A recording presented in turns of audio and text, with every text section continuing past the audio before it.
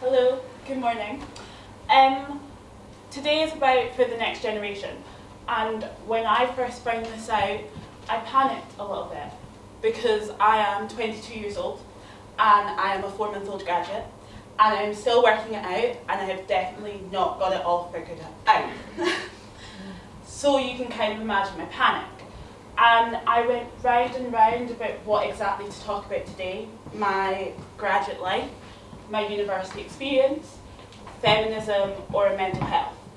And I started writing all of these talks because I wanted to say something that was important and that would resonate with anyone, anywhere that would hear it or see it. And I realised that the problem with everything I started to write was that I'd missed out one of the most obvious parts about me, and that is the colour of my skin, my race. And I realised that I would be doing myself and you a disservice if I took up this space and did not talk about my race. So today I'm going to talk about growing up black and Scottish. My parents came to Edinburgh from Nigeria in 1994.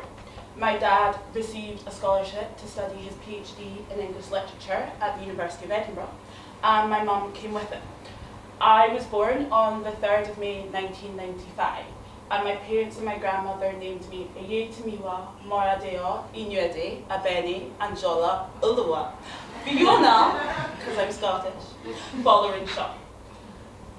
My mum says that she thinks that I always knew I was different to everyone around me.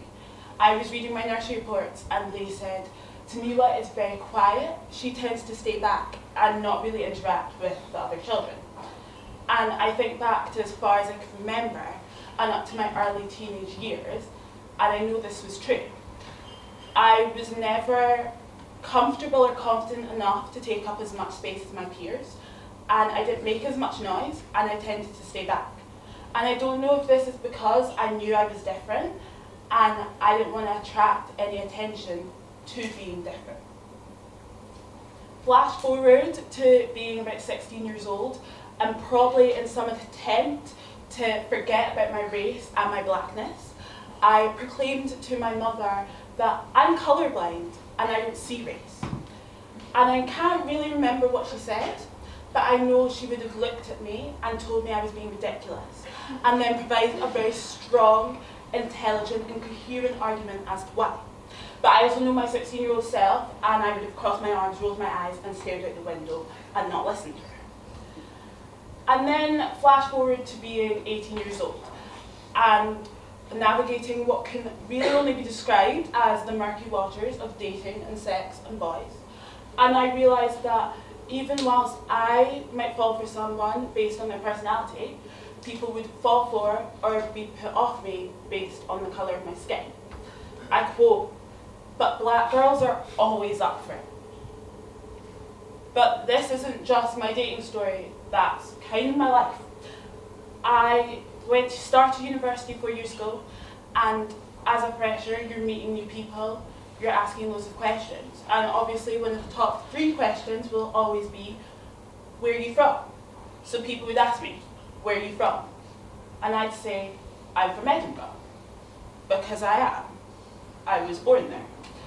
And they'd go, no, but really, where are you from? And I'd go, I'm from Edinburgh, because I'm stubborn, and it's the truth. But it started to dawn on me that people weren't asking where I was from, they were asking, why are you black with a Scottish accent?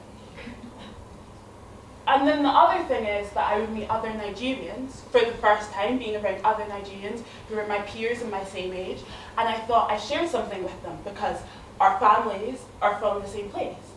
But they'd ask me the same question. And they'd look at me funny because even though our families were from similar areas, I didn't sound like them, I didn't speak the languages, I wasn't born in Nigeria and I didn't grow up there. I may have shared a similar heritage and culture with them, but that doesn't mean you'll be received with open arms. And so there I was, 18 years old, and kind of feeling like I didn't really belong. and that the place I'd always called home didn't really feel like my home. And I had also started university. And I all of a sudden found myself in these seminars and tutorials where you were forced to speak and step out and take up space. And I would sit there and say nothing apart from my name. And I would start to shake, and I would feel hot and sweaty. And the only way I can describe it is that I would feel it here. And I wouldn't be able to breathe. And it was horrible. But I didn't say anything. And it got worse and worse and worse as I went through uni. And eventually, about a year ago now, so halfway through my 4th year, I decided I wanted to do something about it. So I went to see a counsellor. We spoke about a lot of things, and she told me that the feelings I'd been having, the nausea, the hot flushes, the shaking, they were probably my body physically responding to anxiety. So whilst for some people, anxiety can be your thoughts, for me, my body reacted physically. But for me, I wanted to know the why. I wanted to know why I was feeling this way in these situations. Because if I knew the why, then I could fix it. And so we chatted about lots of things. We went back through my family history. But one thing we spoke about was that feeling of not belonging and feeling out of place and not feeling able to take up space.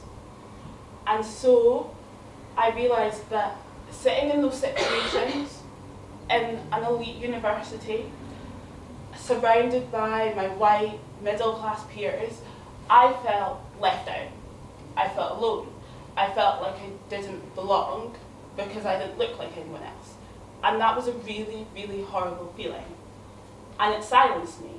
It meant that for the last year and for all of my university career, I stayed quiet when I shouldn't have. And I think part of me is really angry at myself because I let that happen. So when I graduated 4 months ago, I made a promise to myself to not let it happen again, and to make sure that I always take up a space, like I'm doing today. And I think what I've learned, what I could say, what my message would be to the next generation, is that safe spaces are really important. They allow you to be yourself and legitimize yourself and your actions and your feelings. I'd say that your voice matters and that change will come, but I understand how difficult it is when you do not see yourself represented anywhere. And I think what I really want to say is that you belong here. Your voice matters, and that you should always, always take up space, being unapologetically yourself.